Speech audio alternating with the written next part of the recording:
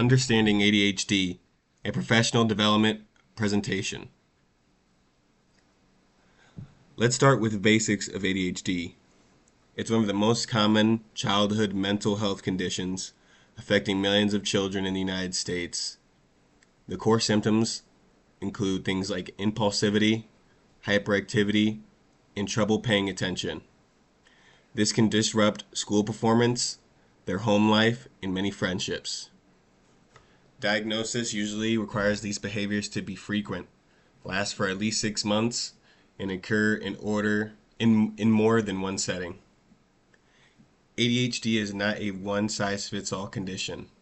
It presents itself in many different ways. Some kids mainly struggle with focus, and others with hyperactivity, and many with a combination of both.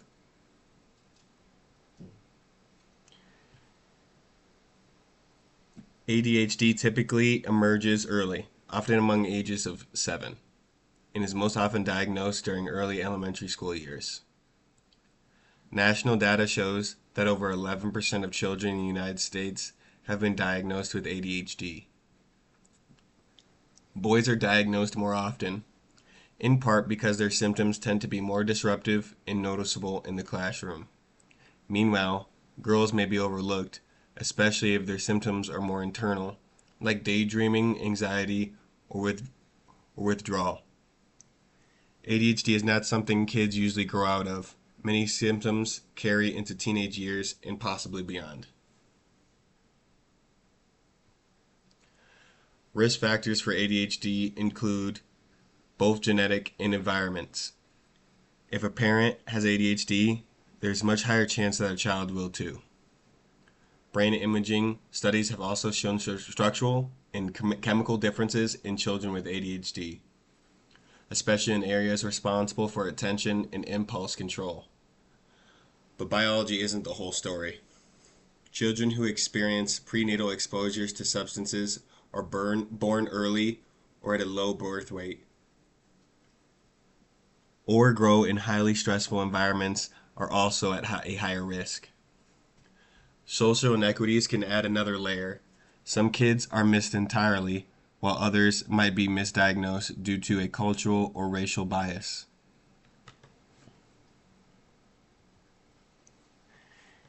ADHD affects every area of a child's development. Cognitively, children with ADHD often struggle with tasks that require attention and organization, like remembering homework or sitting still to complete a task. Physically, hyperactivity can impact sleep and coordination. Emotionally and socially, these kids may have a harder time making or keeping friends, managing frustration, or reading social cues. Gender makes a big difference too. Boys usually show more obvious signs like acting out or fidgeting, while girls may be quietly struggling with attention or anxiety. These often lead to an underdiagnosis or a misdiagnosis in females. Cultural values and access to healthcare deeply affect how ADHD is perceived and treated. In the United States and other Western countries, we're more likely to diagnose ADHD because of a rigid classroom expectation and mental health awareness. But in many communities, especially among racial or ethnic minorities, symptoms may be attributed to personality or disciplinary problems.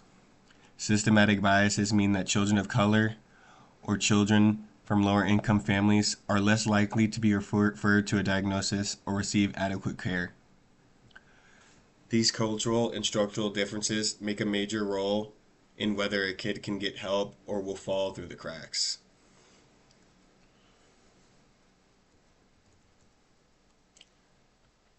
In the past, treating ADHD meant medication, usually stimulants like Ritalin.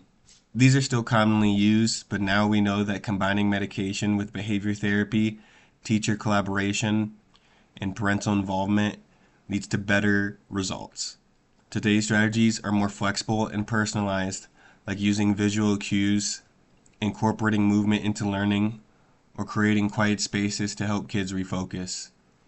The goal is no longer just controlling symptoms, but supporting the child's full development. Looking ahead, ADHD treatment is becoming more creative and accessible. Research shows that physical activity like running or structured play can boost brain function and attention. Meanwhile, digital tools are changing the game. There are apps and online platforms that help kids practice focus, plan tasks, and even get rewarded for staying on track. Telehealth is also growing, especially for families who live far from clinics. The future is headed towards personalization, using data and technology to design the best way to plan for each child.